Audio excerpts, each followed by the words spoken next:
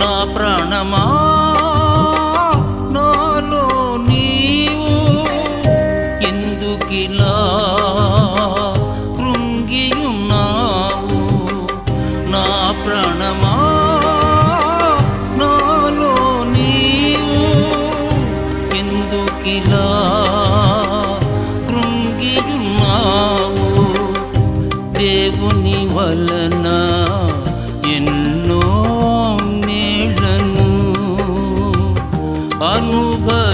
అనుభవించితివే, దేవుని వలన ఎన్నో మేళ్ళను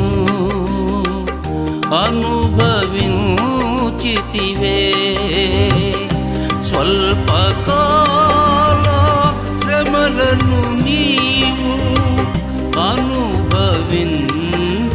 అనుభవించలేవా? స్వల్పకాల శ్రమలను నీవు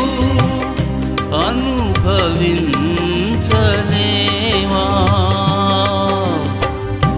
ఎందుకిలా జరిగిందని యేసయ్యను అడిగే అర్హత నీకు లేదని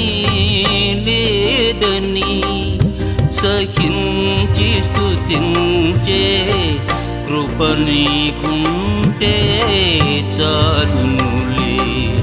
సహించి స్తుతించే కృప నీకుంటే చాలునులే. ఎందుకిలా జరిగిందని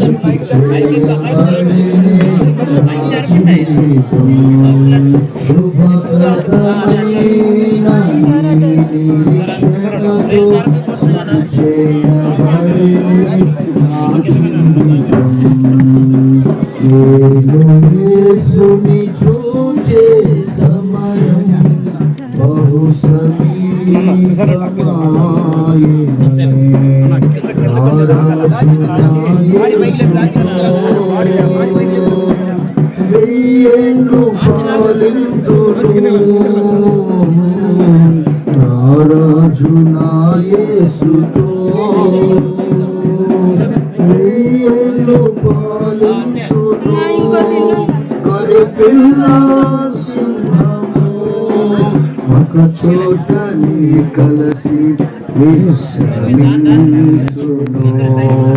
గొర్రెపిల్ల సింహము ఒక చోటని కలసి విశ్రమించును.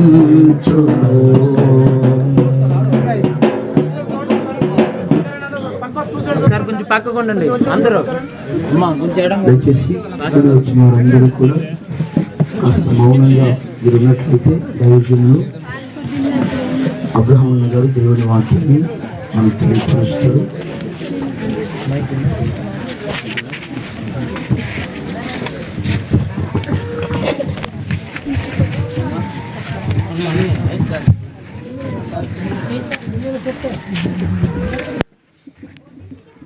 ప్రియ దైవ సేవకులు సానుక్ గారు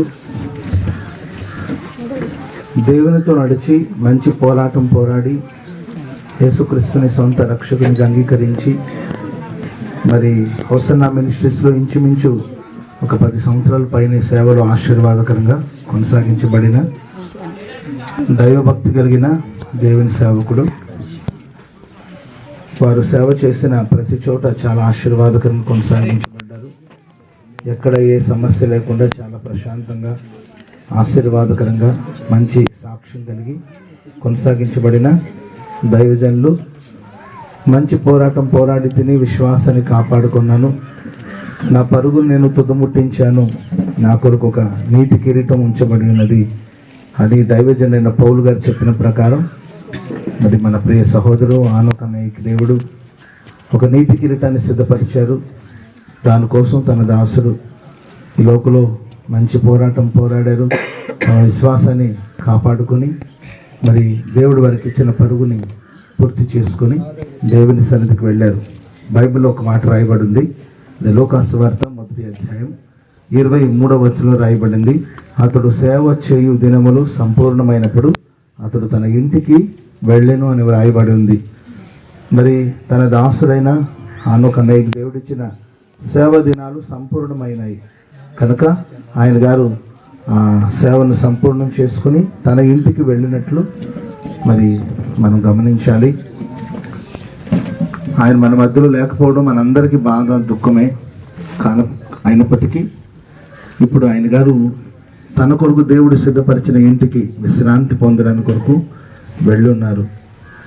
ఒకరోజు మేఘాల మీద ప్రభు రాబోతూ ఉన్నాడు. పిల్లరా, యేసు ప్రభు మీకు స్థలమును సిద్ధపరచడానికి కొరకు నేను వెళుతున్నాను, స్థలం సిద్ధపరిచిన తర్వాత నేను మరలా వస్తానని ప్రభు వాగ్దానం చేశారు. కనుక నిరీక్షణ లేని ఇతరుల వల్ల మనం బాధపడకూడదు. ఎందుకంటే దేవుడు వచ్చేటప్పుడు ఖచ్చితంగా మన ఆనోకన్నను కూడా దేవుడు తీసుకొస్తాడు. మరి ప్రభు రాకడలో మనం ఎత్తబడినప్పుడు మధ్యాకాశంలో మనం అందరూ ఒకరినొకరు చూసుకుంటాం. ఇది క్రైస్తవ నిరీక్షణ కనుక ఈ నిరీక్షణతో మనం ముందుకు సాగిపోవాలి. చనిపోయాడని మనం అనుకోకూడదు. కేవలం నిద్రిస్తూ ఉన్నాడు ఆయన. ఒకరోజు వస్తుంది, నిద్రిస్తున్న హానోకన్న దేవుడు నిద్ర లేపుతాడు. ఇప్పుడు మనం అందరూ ఒకరినొకరు మధ్యాకాశంలో చూసుకుంటాం. కనుక దేవుడు మనందరికీ ఒక మంచి జీవితాన్ని ఇచ్చారు. హానోకన్న తనకి ఇచ్చిన జీవితాన్ని ఆశీర్వాదకరంగా మార్చుకొని దేవుని సేవలో కొనసాగించబడి పవిత్రమైన మార్గంలో నడిపించబడ్డారు. కనుక ఆయన నిత్య రాజ్యానికి సిద్ధపరచబడ్డారు. మరి విశ్రాంతిలోనికి కొనిపోబడ్డారు. ఇంకనూ మన భూమి మీద ఉన్నామంటే మనలో ఇంకా ఏదో లోపాలు ఉన్నట్టే. మరి వాటిని అన్నిటిని కూడా మనం సరి చేసుకొని ఇంకనూ యేసు ప్రభు నమ్మకుండా ఈ గ్రామాల్లో ఎవరైనా ఉంటే, యేసు ప్రభువే నిజమైన రక్షకుడు, యేసు ప్రభువును నేనే మార్గము, నేనే సత్యము, నేనే జీవం అన్నాడు. మన ఆత్మ పరమాత్ముడైన ప్రభు పాదాలు చేరాలంటే యేసుక్రీస్తుని సొంత రక్షకుని అంగీకరించి మరి యేసుక్రీస్తు రక్తం చేత కడగబడాలి. భూమి మీద పుట్టిన ప్రతి మనుషులు మాపులే కనుక తమ పాపాన్ని శుద్ధి చేసుకోవాలంటే యేసు రక్తం చేత కడగబడాలి. మనం ముందు మరి హానోకన్న గారు మరి పాప శాపాలన్నిటినీ కడుక్కొని పరిశుద్ధపరచబడి నీతిమంతులుగా దేవుని రాజ్యంలో సూర్యుని వల్ల ప్రకాశించడానికి కొరకు కొనిపోబడి ఉన్నారు.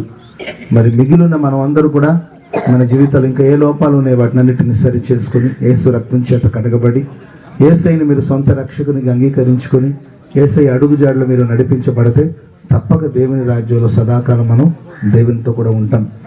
కనుక హానోకన్న గురించి మనం ఎవరు దుఃఖపడకూడదు, ఏడవకూడదు. ఎందుకంటే ఆయన దేవుని సన్నిధికి వెళ్ళారు. ఇది మనందరికీ కొంచెం బాధగా ఉన్నప్పటికీ ఆయనకి అది సంతోషం. ఎందుకంటే పౌలు అంటాడు, నా మటుకైతే బ్రతుకుట క్రీస్తే, చావైతే నాకు లాభం అన్నారు. ఆయనకి లాభం జరిగింది. నిజమే, వాళ్ళు తమ ప్రయాసమును మాని విశ్రాంతి పొందుతారని వాక్యం చెబుతుంది.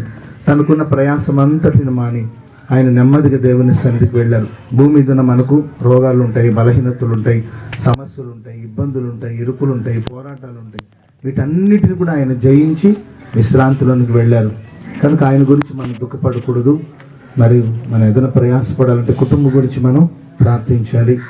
మరి చిన్నపిల్లలు ఉన్నారు, చిన్న వయసులో ఉన్న పిల్లలు, సహోదరి కోసం, కుటుంబం కోసం ప్రార్థించాలి. మరి వాళ్ళ భావి భవిష్యత్తుని రాబోయే కాలం దేవుడు వారికి కావలసిన కృపనిచ్చి వారిని వాడుకునేటట్లుగా ప్రతిరోజు కుటుంబం కోసం మీరు ప్రార్థించి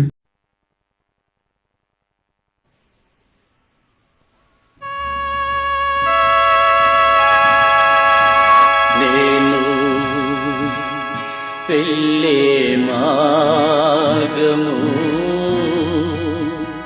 నా యేసుకే తేలియును.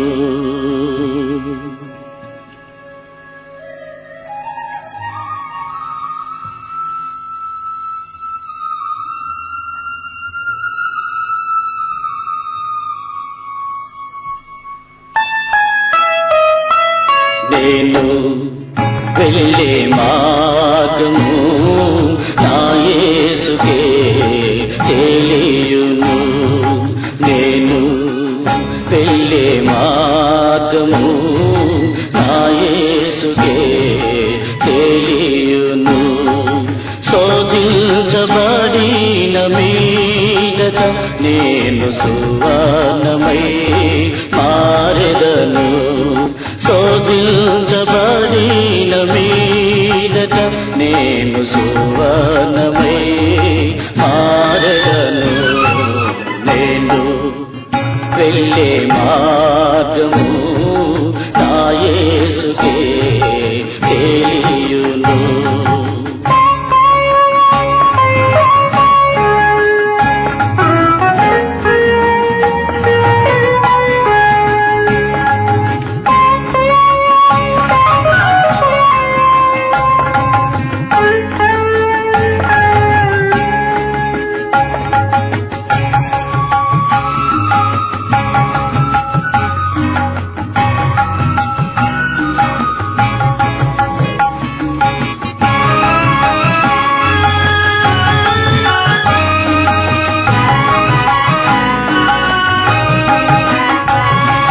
కడలేని కడలి తీరము ఎడమాయ కడకు నా బ్రతుకునా.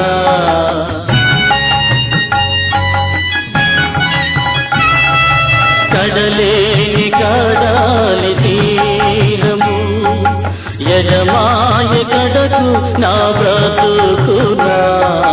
గురిలేని తరుణాన పేరువగా నాగరినే నిలిచేవ నా ప్రభు. గురిలేని తరుణాన పేరువగా నాగరినే నిలిచేవ నా ప్రభు. నేను వెళ్ళే మార్గము నా యేసుకే తెలియును.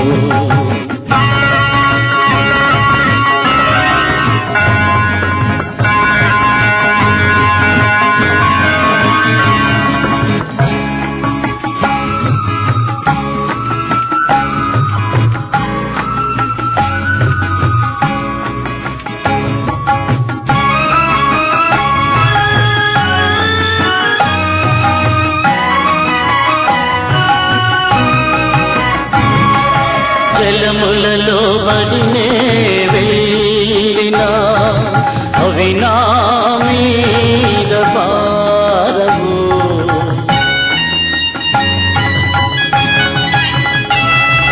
జలములలో బడినే వెళ్ళినా అవి నా మీద పారవు.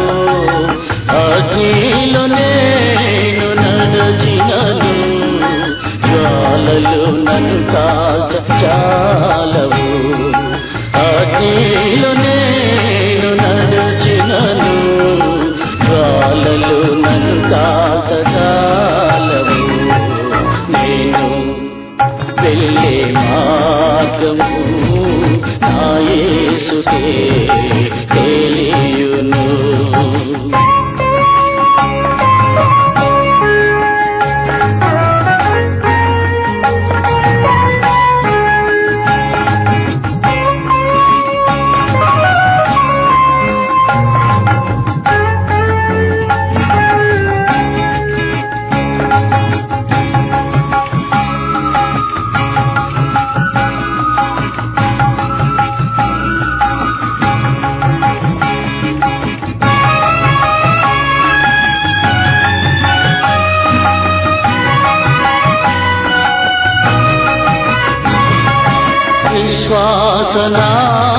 విశ్వాసనావసాగుచు పయనించు సమయాన నా ప్రభు.